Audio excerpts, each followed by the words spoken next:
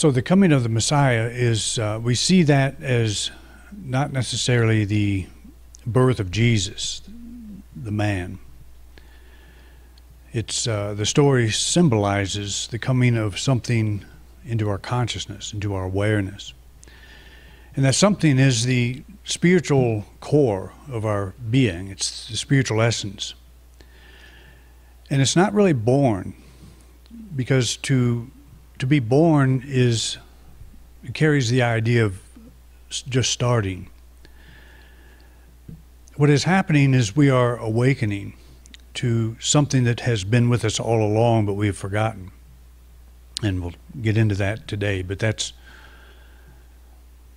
an important distinction to make, because the world now, I mean, the mainstream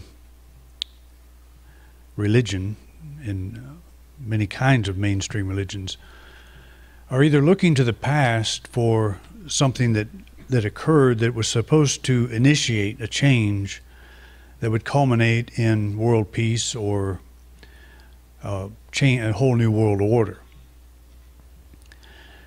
So the Jews were looking for the coming of the Messiah, which was, some believed was Jesus, others did not accept that. The Jews today are still looking for that Messiah. And the Christians are looking for a second coming, for a return of that Messiah. We don't see it in this way. When we begin to turn our attention to the inner awakening, to that spiritual dimension. I don't think that I started my existence with the birth of my body. I think I existed before. I think all of us did, and that's a personal belief, not something I'm going to push off on any of you, but probably most of you here have accepted that idea that your parents did not give birth to your soul. Your soul was something else that rose in some other way, but predates your body. The soul doesn't begin. That which we are looking for has no beginning. It has always been here, will always be here. But the problem is we have defined ourselves in a way that excludes that eternal nature. We think it's something we earn, something that we grow to appreciate and develop. And so we think of it as a birth. You know, this birth is like a new dimension that is suddenly present where before it was not. But it's not a birth, it's an awakening. We are awakening to a level of ourselves that most of us don't know is there. We've forgotten, we've lost sight of it. And I would equate that a little bit to the exploration of space. When we go out with our instruments, with our rockets and our cameras and all of the wonderful technology we have that allows us to go to a place like Mars, or just to go out and look around with some of our space telescopes, and it's pretty incredible. And what is happening is we are developing a better understanding of what's here. We're not inventing it. It's not being born as we are coming up with these new abilities to observe it. We're seeing something that predates even our curiosity about it. It's always been here.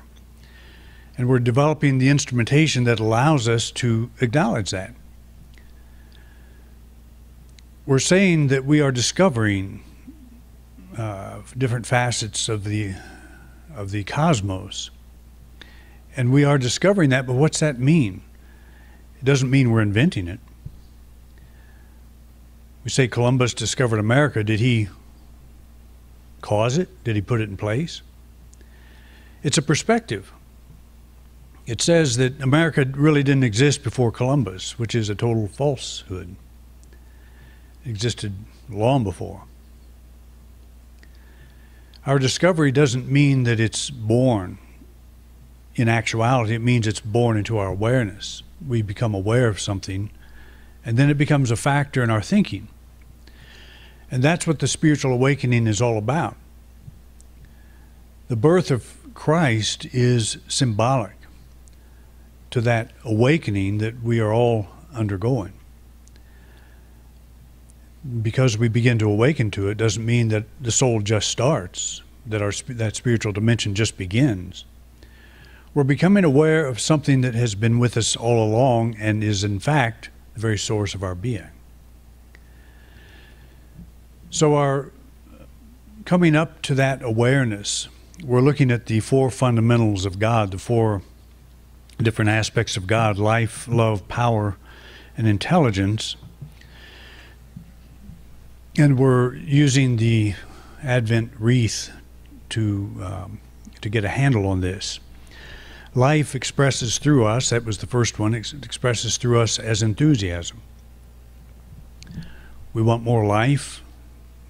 That means we express more enthusiasm. If somebody's enthusiastic, they're full of life, we say. Last week we looked at love, which expresses as understanding. Love draws to us that which is for our highest good and helps dissolve that which is not. So that influences our understanding. Where we may be in the process of apparently losing something at this moment, some time back we would have said, I'm losing something, therefore I'm hurt, I'm less than I was. We go down that road. But our understanding is that something is dissolving that perhaps is blocking my understanding or my experience of my greater good. So what if I put into that perspective that love, this is a process of love drawing to me that which is for my highest good and dissolving that which is not. It changes the whole way I understand what's going on in my life. And today we're looking at power, which expresses as strength. And as I have pointed out, the strength is strength of character, strength of faith, strength of body, strength to take that next step, keep going, the strength to keep knowing that I am an expression of God, not just this weak human being that gets blown around by every wind that blows through the earth. And we'll talk next week about intelligence, which expresses as order. But this is all surrounded by the wreath, and the wreath represents a complete circle. It represents eternal life. It has no beginning and no end. It's a very powerful symbol. That our awakening is taking place in eternity. We don't gain eternal life, we gain an awareness of eternal life. We are already eternal.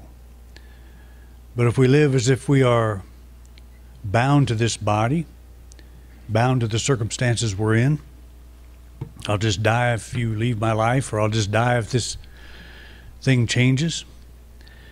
We always find that's not true, that we're always resurrected. Whenever we lose something we think we can't live without, we find that we go on. And there are adjustments to be made, no doubt about it. But we are always much more than we have. We're always much more than we think. So that idea that we're surrounded, we're immersed in eternal life, we're immersed in the eternal presence of God all the time. All the life, love, power, and intelligence we could possibly need is here always. And that's what we are waking up to. We're not giving birth to it, we're waking up to it. A very important distinction to make. So power manifests in a wide range of ways, from the unfathomable power of the sun to the simple unfolding of a leaf. Power divides our cells and fuels all aspects of our being. And we say that is an aspect of God. Power is an aspect of God, and probably a lot of us grew up with the idea that God being this all-powerful, the Almighty, cast down bolts of lightning on those or destroys those that are opposed to whatever heavenly policies are in place at the time.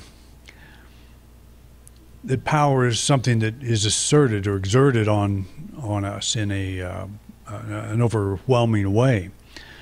But power is totally interwoven into our being, the cells dividing in our body. How does that happen? How's that powered? Just the ability to see and to think and to hear and to be aware. That's power. Or the blade of grass that is pushing its way through the soil. It doesn't seem so powerful, but it is. And I always like to encounter the cedar tree growing out of the rock, that apparently there's no reason it should be there. But this power is present. And it knows, that's the intelligence side, knows how to flourish under those conditions, but it's moved by something. So power manifests in a lot of ways. Power rises in your being as physical, mental, emotional, and spiritual strength. You may call on strength to hold a steady course, to take one more step when your world seems to crumble around you, or to steady your faith in the well-being of a loved one. It is, as I explained in one of the classes again, the difference between a beseeching of God, please give me more power, please give me more strength, to acknowledging that the power is present. And so I say the power of God is manifesting through me now, and that stirs my strength. That gives me the understanding that if I affirm it, if I stop saying I'm powerless to do anything about this problem, that the power of God is now working through me, it's present, I don't have to beg or beseech, that it's here now and it's expressing through me. That's affirmative prayer. It's holding the idea that that which I ask for in prayer is mine. So you're not powerless. It's not your brain power necessarily that solves the problem. That's where we would gladly admit that I don't know what I need to do to take the next step, but something does. Because I am immersed in the power of God. And I have the power of God behind me that strengthens me to hold fast. How many times have you emotionally been crumbling in front of some towering problem, and then maybe you just read something, read a positive statement of some kind, or read an article or just a paragraph that reminds you that your center of power is still with you, that you're not powerless, that you're not without power, that there is a power greater than your understanding currently that's working through you to solve this problem. It changes the whole way you think. It's like it's a relief, even though you don't see evidence of any change in your life at that moment. We get back on track. That's where we belong.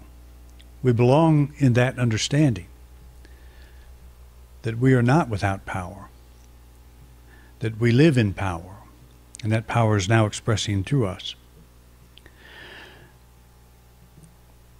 Sometimes people have a problem with this idea that I have been talking about for several years now, that the soul is complete, that there is no such thing as soul evolution. And the question is raised, rightfully so, does that mean we don't learn anymore? Does that mean we stop learning? And I say, absolutely not. Has nothing to do with learning. I run across things all the time that I get very interested in. I'm interested in the last ice age, for example, the last mass extinction. There's a lot of good information out about that on the internet. There's some people that are studying that whole process, and you may think, why would he be interested in that? You know, there were 4 kinds of elephants in America before that extinction occurred. There were bears the size of army tanks, which I'm really glad that are not here anymore. And scientists are trying to figure out why they left. The common theory is that they were hunted into extinction, which makes no sense when you think about it. It's believed by some that, you know, the northern part of the continent was covered with ice, and an asteroid plowed into that and melted it and created a massive flood that literally wiped the face of this country almost off the face of the earth. That it's possible that there were civilizations that existed before this thing we call civilization. The geologist Robert Schoch looked to the Egyptian Sphinx, declared that it is much older than they say it is, that it is the result of an early civilization that we know nothing about. And of course, the mainstream thinkers don't like that idea at all. But he says, because looking at the Sphinx and the rocks around it, that it shows obvious signs of water erosion. And in order to have water erosion in the Sahara Desert, you have to go back at least 5,000 to 7,000 years when it was actually green and it was raining. So that stuff is interesting to me.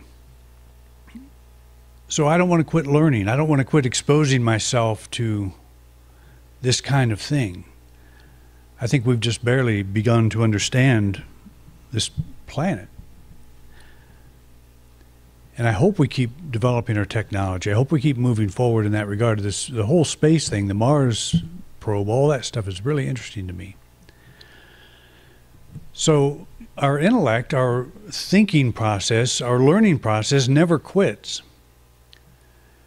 But that's a very different thing from saying that I am, as a spiritual being, incomplete.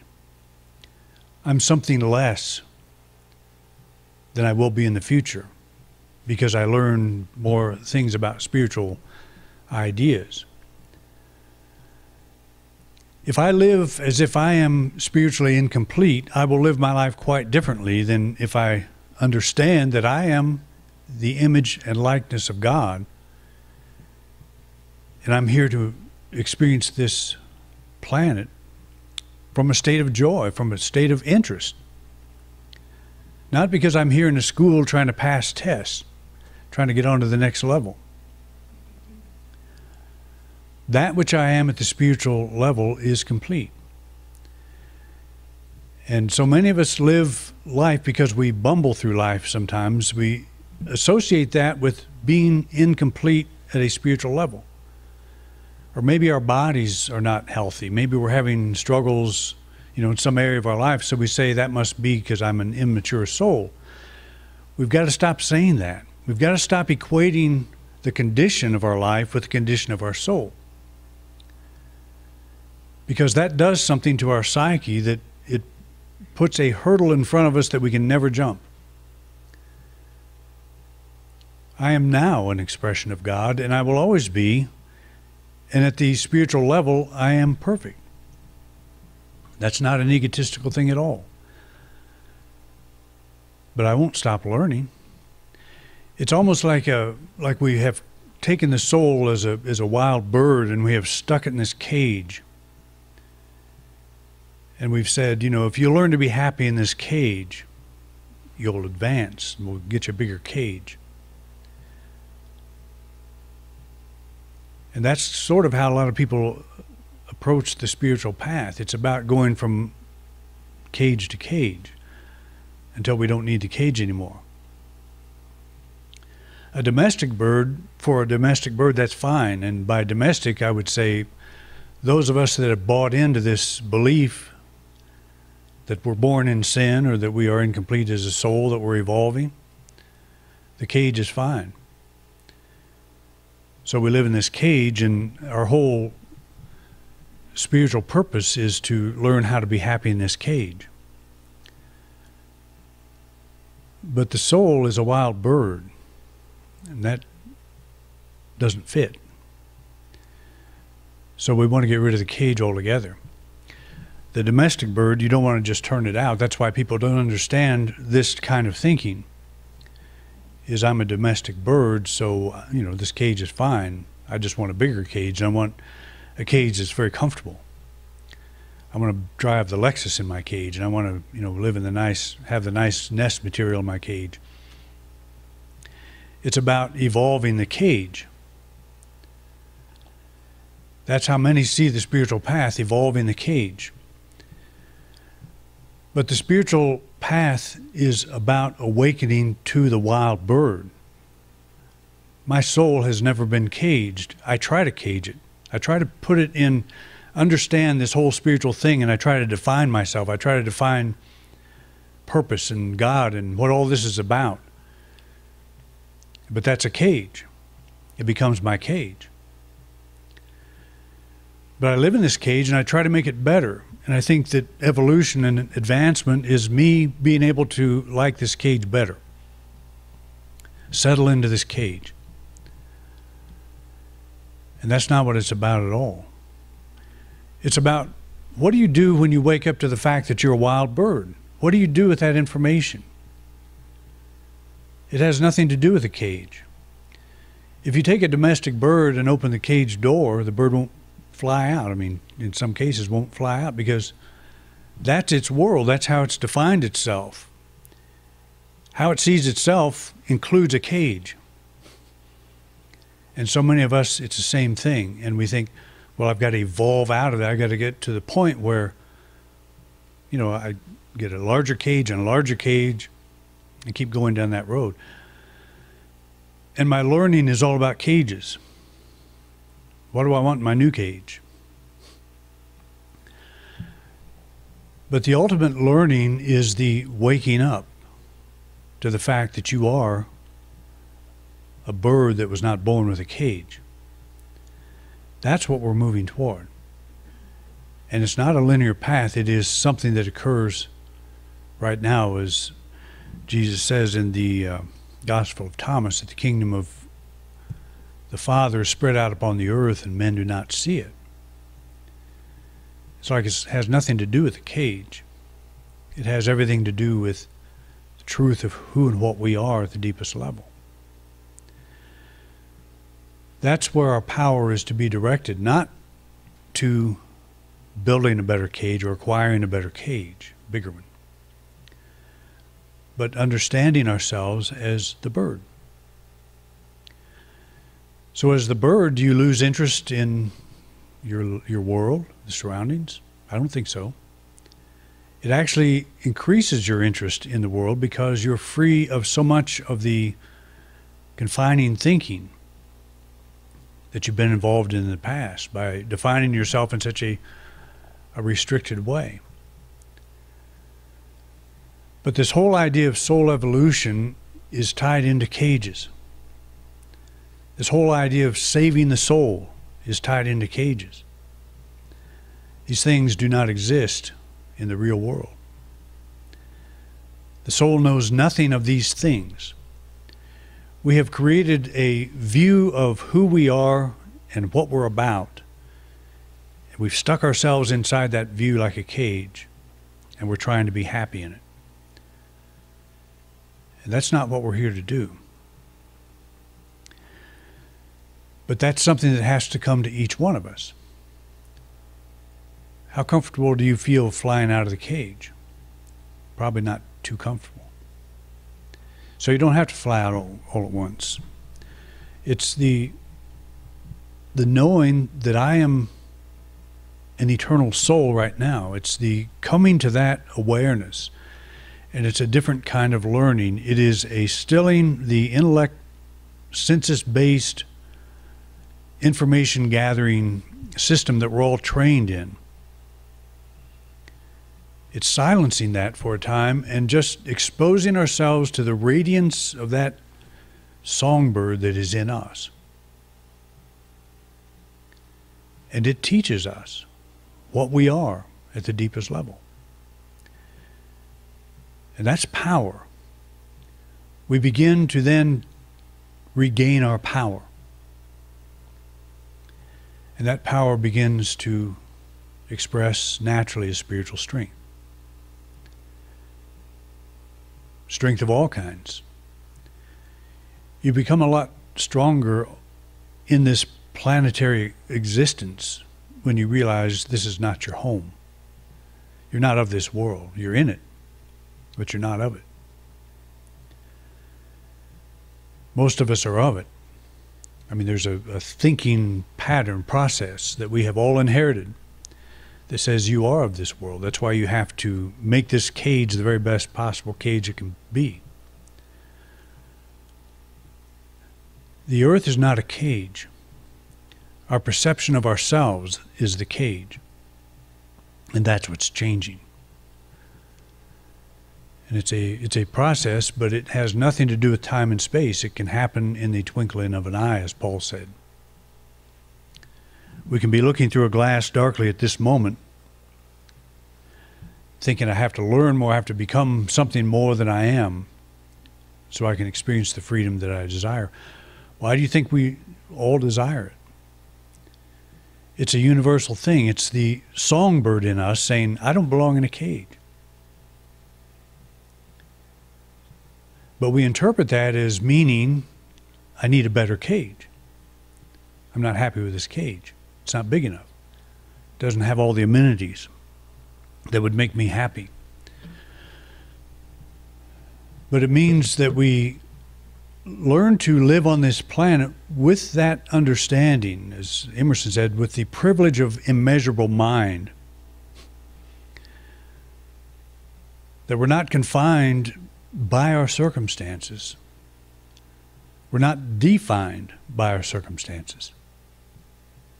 There's something in us that's much greater. And we do this in the quiet of our own being, at no cost. We turn within and we expose ourselves to this songbird that has never stopped singing. We can vaguely hear it. And we usually hear it as some level of dissatisfaction. I'm in this cage and I don't really like it, but I don't know why. It's a very simple thing that plagues all of us. I've said many times, you think you've never heard the voice of God, but if you've ever been dissatisfied with your life, you feel like you're going no place, that's the voice of God. That's your songbird, that's your soul, saying you put yourself in a cage of thought and emotion, perceptual, that is in reality non-existent, and you've tried to make yourself happy there.